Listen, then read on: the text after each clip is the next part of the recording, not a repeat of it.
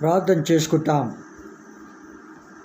ప్రేమగల ప్రియమైన పరిశుద్ధుడవైన సజీవమైన నిజమైన నిత్య జీవము కలిగిన సత్యదేవుడవైన మా పరలోకపు తండ్రి యేసుక్రీస్తు ప్రభువు నామమును బట్టి మరొకసారి మీ పాదముల చెంతకు రావడానికి ఇచ్చిన కృపను బట్టి మీకు వందనాలు. చదువుకునే లేఖన భావం ద్వారా మాతో మాట్లాడండి. నీ మెల్లని స్వరాన్ని వినిపించండి. వాక్యం వెల్లడి ఏడుతున్న వెలుగు మాలో తీసుకొని రండి. పాపికి రక్షణ, విశ్వాసకి ఎదుగుదల, ముందుకు నడిచే ప్రజలకు అధిక మహిమకు నడిపించు. మా తండ్రి నిష్ప్రయోజక నన్ను జ్ఞాపకం చేసుకొని మీ శిలువ చాటును మరుగుపరిచి ఖాళీ చేసి మీ ఆత్మతో నింపి మీరు వాడుకొనండి. సమయోచిత సమయాన్ని మీరు నాకు అనుగ్రహించి మీరే మహిమ పొందమని యేసునామమున స్తుతించి ప్రార్థించి వేడుచున్నాం తండ్రి, ఆమేన్.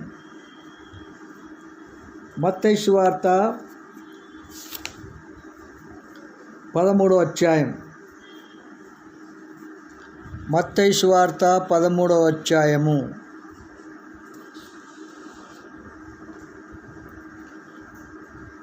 నలభై 47 నుంచి 50 వరకు నేను చదువుతాను, మీరు చూడండి. మత్తయి సువార్త 13వ అధ్యాయము 47 నుంచి 50. మరియు పరలోక రాజ్యము సముద్రములో వేయబడి నానా విధములైన చేపలను పట్టిన వలను పోలి ఉన్నది. అది నిండినప్పుడు దానిని దరికిలాగి కూర్చుండి మంచి వాటిని గంపలలో చేర్చి చెడ్డవాటిని బయట పారవేయుదురు. అలాగే యుగ సమాప్తి యందు జరుగును. దేవదూతలు వచ్చి నీతిమంతులలో నుండి దుష్టులను వేరుపరచి వీరిని అగ్నిగుండములో పడవేయుదురు. అక్కడ ఏడుపును పండ్లు కొరుకుటయు ఉండును. మొదటిగా మనం పార్ట్ 1లో ఈ వాక్యాన్ని మనం చూస్తూ వచ్చినాము. వల మరి సువార్త ప్రచారమునకు గుర్తుగా మనం చూసాం. వల సువార్త ప్రచారమునకు గుర్తు. తర్వాత సముద్రము ఈ లోకమునకు అనగా మనుష్య జాతి సముద్రముతో పోల్చుకుంటూ వచ్చినాం. తర్వాత ఇక్కడ చేపలు పాపి అయిన మానవునికి పోల్చుకుంటాం. చేపలు పాపి అయిన మానవునికి పోల్చుకుంటాం. కనుక ఇంత పార్ట్ 1లో మనం చూసిన రీతిగా దాన్ని కొనసాగిస్తూ ఉన్నాం. ఈ సువార్త సర్వలోకములో ప్రకటించబడుచున్నది. దేవుని గూర్చిన రాజ్య సువార్త సర్వలోకములో ప్రకటించబడుతున్నది. అయితే గొప్ప వల సముద్రంలో వేయినట్లుగా లోకములో సకల విధములైన చేపలు అనగా సకల విధములైన మానవులు ఈ సువార్త అనే వలలోనికి వస్తూ ఉన్నారు. అయితే సువార్త వలలోనికి వచ్చినటువంటి వారందరూ మరి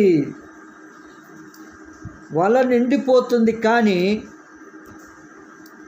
అందులో వలలోనికి వచ్చినటువంటి వారు మంచివారు చెడ్డవారు ఉన్నట్టుగా ఇక్కడ మనం చూస్తూ ఉన్నాం.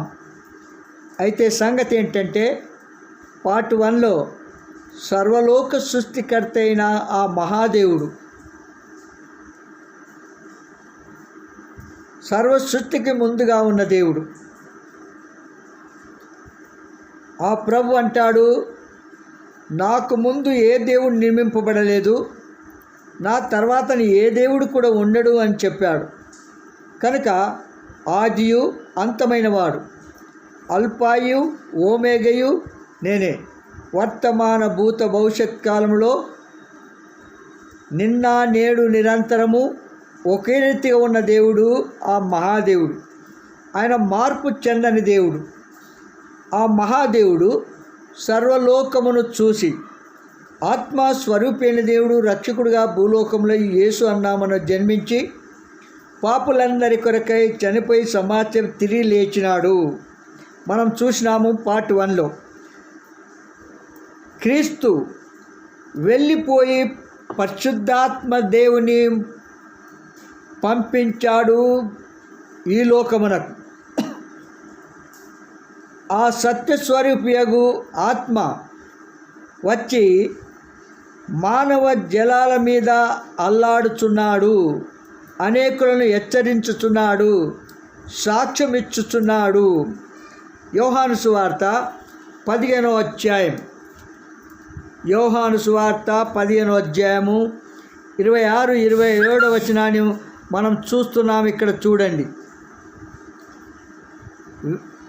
వేరున తండ్రి యొద్ద నుండి మీ యొద్దకు నేను పంపబోవు ఆదరణకర్త అనగా తండ్రి యొద్ద నుండి బయలుదేరి సత్యస్వరూపి అయిన ఆత్మ వచ్చినప్పుడు ఆయన నన్ను గూర్చి సాక్ష్యమిచ్చును.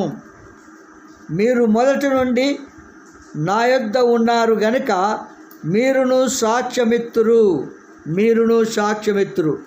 అదే 16వ అధ్యాయము చూడండి.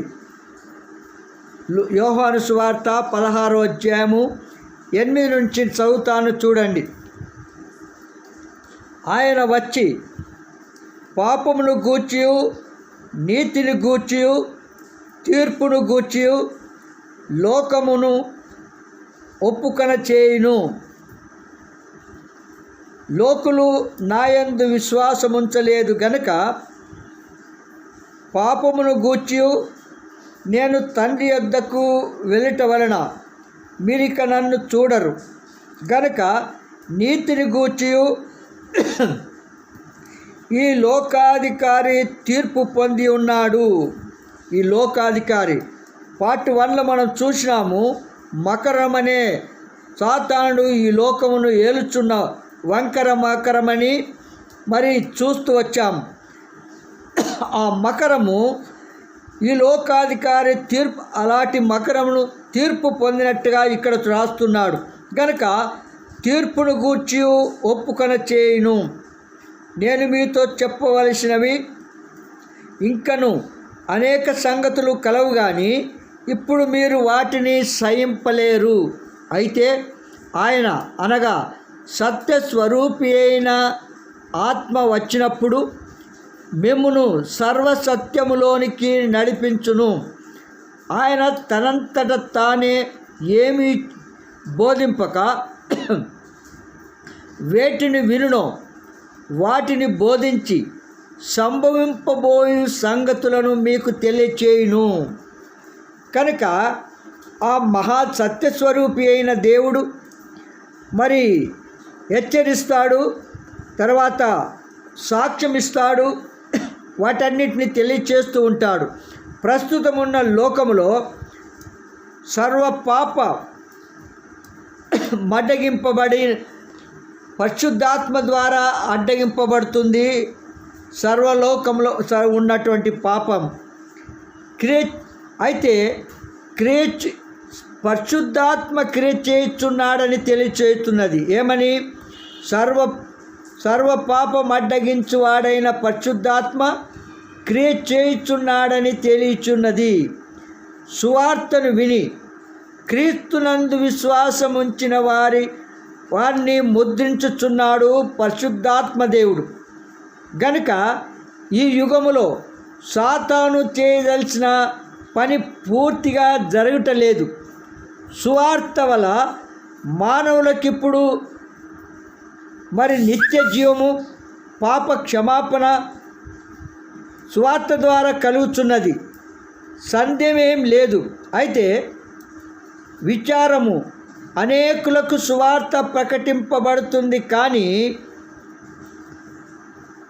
సువార్త స్పష్టంగా తెలియచేయబడుతున్నప్పటికీ అనేకులు వారి నిజస్థితిని తెలుసుకొని వారి పాపమును ఒప్పుకొని పాపమును విడిచిపెట్టలేకుండా తనకు అనుకూలమైనటువంటి మరి పరిస్థితులను కొనసాగుతూ వెళుతూ ఉన్నట్టుగా మనం చూస్తున్నాం.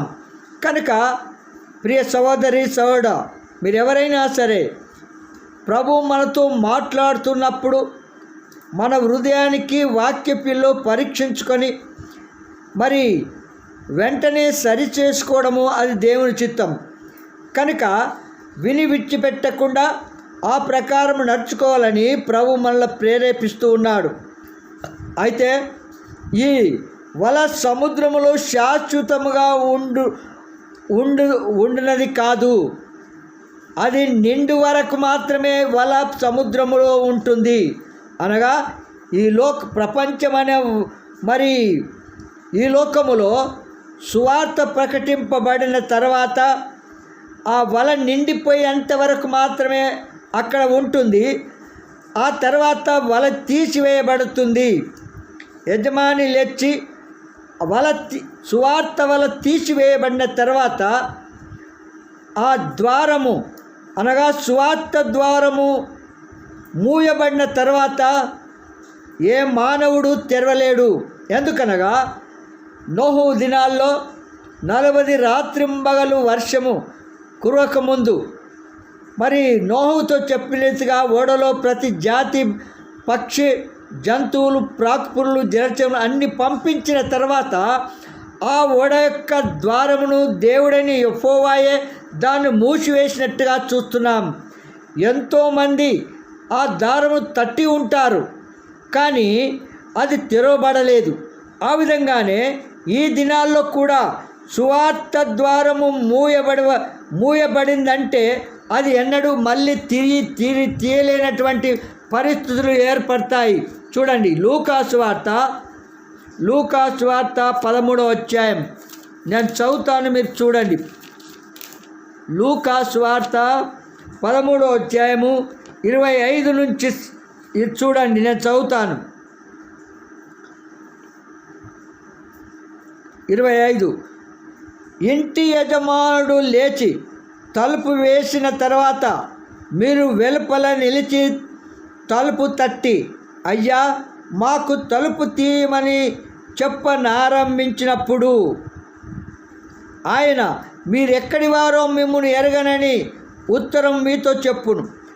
అందుకు మీరు, నీ సముఖమందు మేము తిని త్రాగుచుంటిమే, నీవు మా వీధిలో బోధించితివే అని చెప్పసాగుదురు. 27వ వచనం, అప్పుడు ఆయన, మీరెక్కడి వారో మిమ్మును ఎరగనని మీతో చెప్పుచున్నాను, అక్రమము చేయు మీరందరూ నా యొద్ద నుండి పొండని వారితో చెప్పును. కనుక వారు స్వార్థ ప్రకటించినప్పుడు, నీవు హృదయమనే తలుపు తట్టినప్పుడు, నీవు స్వార్థ కొరకు నీ హృదయాన్ని తెరవకుండా ఉంటే, నీ నిజ స్థితిని తెలుసుకోకుండా లోకంలో కొనసాగి పాపములోనే కొనసాగుతూ నిత్య శిక్షకు పాత్రగా కొనసాగుతున్న నిన్ను రక్షించడానికి ఆ ప్రేమ ప్రభు తన సేవకులను తన ప్రజలను మీ దగ్గర పంపించి సువార్త ప్రకటించినప్పటికీ నీవు హృదయమనే మరి తలుపు తెరవకుండా పాపములోనే కొనసాగుతూ లోకంలో వెళుతూ వచ్చావు. కనుక తలుపు వేయబడిన తర్వాత తిరిగి ఆ ద్వారము సువార్త ద్వారము తెరవబడదు. ఆ తర్వాత అన్యజనులకు ద్వారము తెరవబడినట్టుగా చూస్తున్నాం. అన్యజనులకు అపోస్తుల కార్యములు 14వ అధ్యాయం, అపోస్తుల కార్యములు 14:27 వచనాన్ని చదువుతాను, చూడండి. వారు వచ్చి సంఘమును సమకూర్చి దేవుడు తమకు తోడయుండి చేసిన కార్యములన్నీ అన్యజనులు విశ్వసించుటకు ఆయన ద్వారము తెరిచిన సంగతి వివరించిరి. ఇప్పుడు దేవుని సకల జనులకు సువార్త ప్రకటించబడింది. సువార్త వని వల్ల ప్రపంచమంతట్లో వేయబడింది. అయితే ద్వారము మూయబడిన తర్వాత ఇప్పుడు అన్యజనులకు ప్రవేశము సంపూర్ణమైనట్టుగా చూస్తున్నాం. కనుక ఆ ప్రవేశించబడిన తర్వాత రోమీలకు రాసిన పత్రిక 11వ అధ్యాయం నేను చదువుతాను, మీరు చూడండి. రోమీలకు రాసిన పత్రిక 11వ అధ్యాయము 25వ వచనాన్ని నేను చదువుతాను, మీరు చూడండి. సహోదరులారా, మీ దృష్టికి మీరే బుద్ధిమంతులమని అనుకొనకుండానట్లు ఈ మర్మం మీకు తెలుసుకొనగోరుచున్నాను. అదేమనగా అన్యజనుల ప్రవేశము సంపూర్ణమగు వరకు ఇశ్రాయేలునకు కఠిన మనసు కొంత మట్టుకు కలిగెను. అన్యజనులు ప్రవేశించడానికి దేవుని క్రైస్తవులను వారికి హృదయాన్ని కఠినం చేస్తూ ఉన్నాడు. కనుక ప్రియ సహోదరి సహోదరుడా, మీరెవరైనా సరే దేవుడు ద్వారము తెరిచినాడు అన్యులకు. ఇది స్వార్థ ద్వారము. ఇప్పుడు స్వార్థ మ్రోగుచున్నది. అన్యుల ప్రవేశము సంపూర్ణమైనప్పుడు అది కూడా కొంతకాలానికి మాత్రమే ఉంటుంది. సువార్త ద్వారము మూయబడును. ఆ తర్వాత సువార్త ద్వారం మూయబడును. సంఘమును పరలోకమునకు పిలుచుకొనును. సువార్త ద్వారము పిలువబడిన తర్వాత స్వరక్తమిచ్చి కొనబడిన సంఘాన్ని ఎవరైతే పరిశుద్ధులుగా తీర్చబడినారో, పాప క్షమాపణ పొందినారో, మారు మనసు పొందినారో, యేసు దేవుడని రక్షకుడని అంగీకరించినారో అట్టి వారిని పైకి తీసుకొని సంఘం ఎత్తబడుతూ ఉంది. 1 తెస్సలోనికి రాసిన పత్రిక 4వ అధ్యాయం నేను చదువుతాను, మీరు చూడండి. 1 తెస్సలోనికి రాసిన పత్రిక 4వ అధ్యాయము 16-17 వచనాన్ని చదువుతాను, మీరు చూడండి. ఆర్భాటముతోను ప్రధాన దూత శబ్దముతోను దేవుని బూరతోను పరలోకము నుండి ప్రభు దిగవచ్చును. క్రీస్తు నందుండి మృతులైన వారు మొదట లేతురు. ఆ మీదట సజీవులమై నిలిచి ఉండు మనము వారితో కూడా ఏకముగా ప్రభువును ఎదుర్కొంటకు ఆకాశ మండలమునకు మేఘముల మీద కొనిపోబడదుము. కాగా మనము సదాకాలము ప్రభువుతో కూడా ఉందుము. సదాకాలము ప్రభుతో ఉంటాము. యుగ సమాప్తి అనగా ప్రభు సంఘముతో భూమి మీదికి దిగి వచ్చినప్పుడు దుష్టులను నీతిమంతులను వేరు చేయట జరుగును. దుష్టులను, మంచి చేపలను, చెడు చేపలను ఏ విధంగా వేస్ట్ చేస్తున్నారో దుష్టులను నీతిమంతులను వేరు చేస్తానని ప్రభు దేవుని వాక్యం చెలివిస్తూ ఉన్నది. మత్తయి సువార్త 24వ అధ్యాయం, మత్తయి సువార్త 24వ అధ్యాయము 29 నుంచి 31 వరకు నేను చదువుతాను, మీరు చూడండి. ఆ దినముల శ్రమ ముగిసిన వెంటనే చీకటి సూర్యుని కమ్మును, చంద్రుడు కాంతినియ్యడు, ఆకాశము నుండి నక్షత్రములు రాలును, ఆకాశమందలి శక్తులు కదిలింపబడును. అప్పుడు మనిషి కుమారుని సూచన ఆకాశమందు కనబడును. అప్పుడు మనిషి కుమారుడు ప్రభావముతోను మహామహిమతోను ఆకాశ మేఘారూఢుడై వచ్చుట చూచి భూమి మీదనున్న సకల గోత్రముల వారు రొమ్ము కొట్టుకొందురు. మరియు ఆయన గొప్ప బూరతో తన దూతలను పంపును. వారు ఆకాశం యొక్క ఈ చివర నుండి ఆ చివర వరకు నలుదిక్కుల నుండి ఆయన ఏర్పరచుకున్న వారిని పోగు చేయును. కనుక ప్రియ సహోదరుడా, ప్రభు రాకముందే, మనం వేరు కాకముందే, లోకముల నుండి వేరు కాకముందే, సజీవులముగా ఉండగానే ఆయన రాజ్య సువార్తను విని మనము ప్రభువును రక్షకుడుగా అంగీకరించి మన నిజస్థితిని తెలుసుకొని మన జన్మకర్మ పాపములు ఒప్పుకొని విడిచిపెట్టాలని ఆ ప్రియ ప్రభు మనకు సువార్త అనే వల మన ముందు తీసుకొని వస్తున్నాడు. ఆ సువార్త విన్నప్పుడు మనం వెంటనే మన నిజత ఒప్పుకొని విడిచిపెట్టినట్లయితే నీతిమంతులలో నీవు చేర్చబడతావు, మంచి చేపలలో మీరు చేర్చబడతారు. లేనట్లయితే వేరు చేయబడతాము. తర్వాత సముద్రములో నీ చేపలన్నీ వలలోనికి వస్తాయా అని ప్రశ్నించినప్పుడు అన్ని చేపలు వలలోనికి రావు. ఇప్పుడు సువార్త సర్వలోకంలో ప్రకటించబడుతుంది. కానీ యేసు దేవుడు కాడని చెప్పుకునే ప్రజలు చాలామంది ఉన్నారు. మరికొందరు క్రైస్తవ మతములో ఉన్నారు. అయితే మార్గములో లేని పరిస్థితులు కొనసాగుతున్నారు.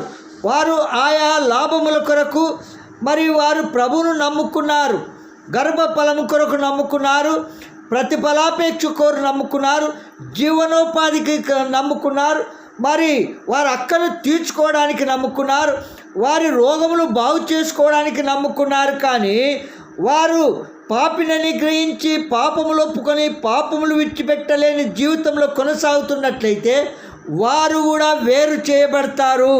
కనుక వారిలోకి వచ్చిన వారు సైతము అందులో నుంచి వేరు చేయబడినట్టుగా ఆచార క్రైస్తవ సాంప్రదాయముల ద్వారా పరలోక రాజ్యము లేదని మనం తెలుసుకోవాలి.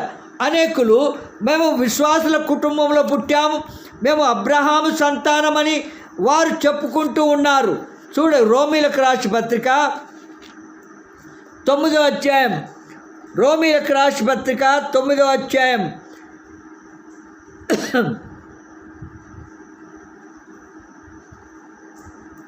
6వ వచనం 5వ వచనం నుంచి చదువుతాను చూడండి. పితరులు వీరివారు శరీరమును బట్టి క్రీస్తు వీరులో పుట్టెను. ఈయన సర్వాధికారి అయిన దేవుడై ఉండి నిరంతరము స్తోత్రారుడై ఉన్నాడు. ఆమెన్. అయితే దేవుని మాట తప్పిపోయినట్టు కాదు. ఇశ్రాయేలు సంబంధులందరూ ఇశ్రాయేలీలు కారు. అనగా ఆనాడు ఇశ్రాయేలు ప్రజలతో చెప్పాడు, ఈనాడు క్రైస్తవులతో చెప్తున్నాడు. క్రైస్తవులు అనబడిన వారు అందరూ క్రైస్తవులు కాదని తెలుసుకోవాలి. ఇక్కడ 27వ వచనం చదువుతాను చూడండి. రోమీలకు రాసిన పత్రిక 9వ అధ్యాయము 7వ వచనం. అబ్రహాము సంతానమైనంత మాత్రమే చేత అందరూ పిల్లలు కారు, కానీ ఇస్సాకు వల్లనైనది నీ సంతానం అనబడును. అనగా శరీర సంబంధులైన పిల్లలు దేవుని పిల్లలు కారు, కానీ వాగ్దాన సంబంధులైన పిల్లలు సంతానమని ఎంచబడుదురు అని దేవుడు స్పష్టంగా తెలియచేస్తూ ఉన్నాడు. ఎందరైతే యేసు రక్తముతో కడగబడి పరిశుద్ధులుగా తీర్చబడినారో, పాపినని గ్రహించి పాపములు ఒప్పుకొని పాపములు విడిచిపెట్టి యేసు నిజమైన సజీవమైన నిత్య జీవము కలిగిన సత్యదేవుడు నా పాపముల కొరకు భూలోకంలో జన్మించాడు, నా పాప శిక్ష సిలువలో భరించాడు, నా కొరకు రక్తమంతా కాచాడు, చనిపోయి సమాధి చేయబడి తిరిలేచినాడేది ఎందరైతే విశ్వసించి యేసు రక్తముతో తమ పాపములు కడుక్కొని పరిశుద్ధులుగా తీర్చబడతారో అట్టివారు మాత్రము నీతిమంతుల జాబితాలో ఉంటారు. మంచి చేపల్లో ఉంటారు, గంపలో వేయబడినటువంటి చేపల్లో ఉంటారు. సముద్రంలో నుంచి వలలోకి వచ్చిన వారందరూ కూడా ఆయన సంబంధించిన చేపలు కావు కనుక ఆ వలలో నుంచి చెడు చేపలను వేరు చేసి బయట పారవేస్తాడు. అందుకే ఇక్కడ రాయబడి ఉన్నది 13వ అధ్యాయము చూడండి. మత్తయి సువార్త 13వ అధ్యాయము 48వ వచనం చదువుతాను, మీరు చూడండి. అది నిండినప్పుడు దాని దరికి లాగి, ఏది నిండినప్పుడు సువార్త వల వేయబడిన తర్వాత ఆ వల నిండిపోయిన తర్వాత దాన్ని దరికి లాగి కూర్చుండి మంచి వాటిని గంపలో చేర్చి చెడ్డ వాటిని బయట పారవేయుదురు అనగా యుగ సమాప్తి అందు జరుగును. అనగా దేవదూతలు వచ్చి నీతిమంతులలో నుండి దుష్టులను పాపులను పాపం ఒప్పుకొని విడిచిపెట్టవారిని, మారుమంచు పొందని వారిని, మరి రక్షింపలేనటువంటి వారిని, మరి యేసు రక్తముతో తమ పాపములు కడుక్కోలేనటువంటి వారందరినీ వేరు చేసి వారిని అగ్నిగుండములో 50వ వచనంలో వీరిని అగ్నిగుండములో పడవేయుదురు, అక్కడ ఏడుపును పండ్లు కొరుకుటయు ఉండును అని దేవుని వాక్యము చెలివిస్తూ ఉన్నది. కనుక ప్రియ సహోదరులారా, వలలో ఉన్నారా, వలలోకి వచ్చినప్పటికీ కూడా నువ్వు ఇంకా మారుమంచు పొందకుండా, నీ పాపములు ఒప్పుకొని విడిచిపెట్టకుండా, నీ తీర్మానం పొడిగిస్తూ వాయిదాలు వేస్తూ, దేవుని కంటే ఎక్కువగా పాపమును ఎక్కువగా ప్రేమిస్తూ, దేవుని విషయమైన దేవునికి వాక్యాన్ని కానీ సహవాసం కానీ దేవుని పిల్లలు కానీ లక్ష్యము చేయకుండా కొనసాగుతున్న నీతో ఆ ప్రభు నిన్ను ప్రేమించి ఈ సువార్తను తీసుకుని వచ్చినప్పుడు నీవు ప్రభును రక్షకుడుగా దేవుడుగా అంగీకరించాలని ఆ ప్రభు కోరుతూ ఉన్నాడు.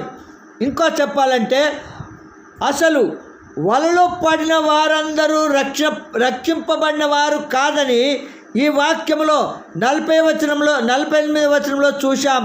కనుక క్రైస్తవ మతములో కలిసిన వారు చాలామంది త్రోసివేయబడుదురని ఈ ఉపమానము తెలియచేస్తూ ఉన్నది. కనుక ఇప్పుడు మనం చూసిన రీతిగా రోమీయులకు రాసిన పత్రిక 9వ అధ్యాయం 6-8 చూసిన రీతిగా మనం విశ్వాసుల కుటుంబంలో పుట్టి ఉంటాం, లేదా క్రైస్తవుల కుటుంబంలో పుట్టి ఉంటాం. మన తల్లిదండ్రులు దేవుని పిల్లలని అనిపించుకున్న వారి కుటుంబం పుట్టారు. అయితే నువ్వు రక్షింపబడినావా, నువ్వు మారుమంచు పొందినావా, నీ పాపములు ఒప్పుకొని విడిచిపెట్టినావా?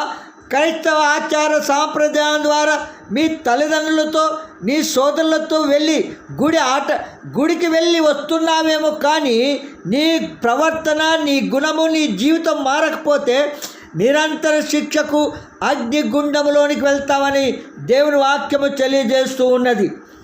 సముద్రములో నుండి మనం ఇదివరకు చూశాము, వలలోకి వచ్చిన వారందరూ మార్పు చెందిన వారు కాదు, మారుమచ్చు పొందిన వారు కాదు, వారిలో మంచివారు చెడ్డవారు ఉంటున్నారు. కనుక క్రీస్తులో చేరిన గుంపు అంతా కూడా మరి మారుమంచు పొందిన వారు కాదని గుర్తించాలి.